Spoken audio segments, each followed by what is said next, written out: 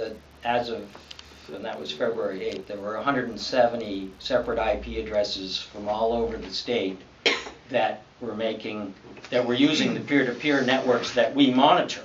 And of those 170, only 7 were actively being investigated.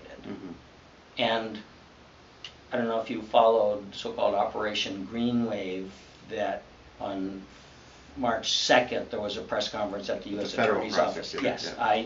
I participated in the press conference because that was a joint state-federal week-long initiative. But it had been in the planning for months, and choosing which offenders and getting the search warrants necessary and such. And so starting that Friday morning, somewhere around the 24th of February or whatever, and then the following Monday, Tuesday, Wednesday, Thursday, Friday, each morning 2 to 3 homes in Vermont got a knock on the door at roughly 6 a.m. by state and local law enforcement, and went in, and computers were searched pursuant, or seized pursuant to search warrants that had been obtained. And I think there were 10 arrests made, about 15 computers seized, and some further analysis necessary on certain of the computers seized in order to be able to effect an arrest. For example, one of the guys had been reading the newspaper or watching TV during the week and seeing there were a number of arrests, and he admitted that at 2 a.m. the night before that he had cleaned his computer. So you have to actually do the computer forensics to get in and see the what's in the hard drive. Right. You can only delete so effectively unless you throw the thing in the water. It's you can get there. The relatively small number of arrests, is that due to a lack of resources? Yes. Or the complexity of the cases? No, it's the lack of resources, and of the and so let me tell you the current status as of the 7 that were actively being investigated on as of February 8th. Most of those were tied up in that sweep, the joint state-federal sweep. But as of this past Thursday, one of the really only 2 officers who on a very part-time basis are monitoring the peer-to-peer networks is an Officer Sergeant Andy Chalk from the South Burlington Police Department. And he checked, and as of last Thursday morning, that was the 15th, because he came over and he testified before the Senate Judiciary Committee, Senator Sears Committee, there were 250 Vermont IP addresses as of this past Thursday morning, using the peer-to-peer networks and having downloaded and making available identified child pornography. And of that 250, I'm very comfortable that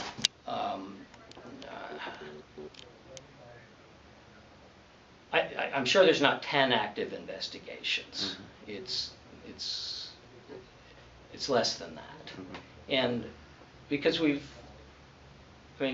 police are busy in the state, and they, it's a question of what are the priorities. And I've been frustrated for some years now. I arranged to get a dozen or so officers from around the state trained in this software, and got the software into the state free of charge to law enforcement. And I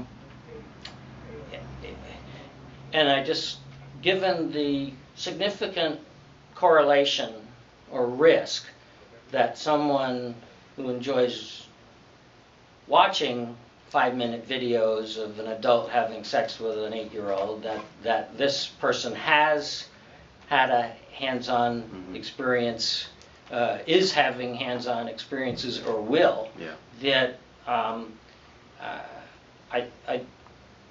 just have been very frustrated. And so finally I started in the fall a series of meetings with state police and some of the local police, South Burlington, that have been most up on this, and then I arranged to and the federal authorities, and I arranged to do a demonstration of the software for the governor and a number of legislative leaders. Senator Sears wasn't able to make it up, but we did it in South Burlington on the morning of December the 27th, and showed it live, on a screen. And I think it's fair to say the governor was hugely surprised and heard the proposal and has it in the governor's budget.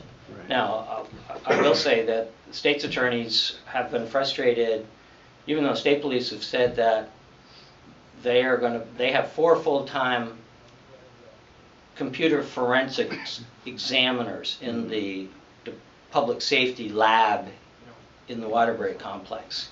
And these are the ones that, after a computer has been seized pursuant to a search warrant, they will get into the innards of the computer to see exactly what's there. Same thing for a cell phone if it's seized in a criminal investigation, or a flash drive, or some other digital device. And right now, for non-priority cases, there's about a 4-month time lag from the time the computer is seized to the time that a report is generated. And so the state's attorneys are frustrated about that, and so they say, rather than me having a prosecutor dedicated to these cases, that they would rather that there be another forensic examiner at the state police lab. And I'm saying, I have no problem whatsoever with another forensic examiner at the state police lab. It'll drop if you do the math, it'll drop the current 4-month delay down to about 3 months and 1 week, which is a 3-week improvement or so, and that's fine. But the state's attorneys are not doing the peer-to-peer cases. The peer-to-peer cases take a lot of upfront work with the choosing the target and why deciding why of the 170 or now the 250 separate addresses, which ones you're going to target.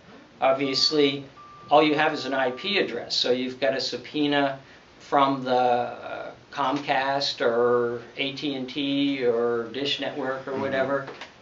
Here's this IP address. Can you tell us the physical location?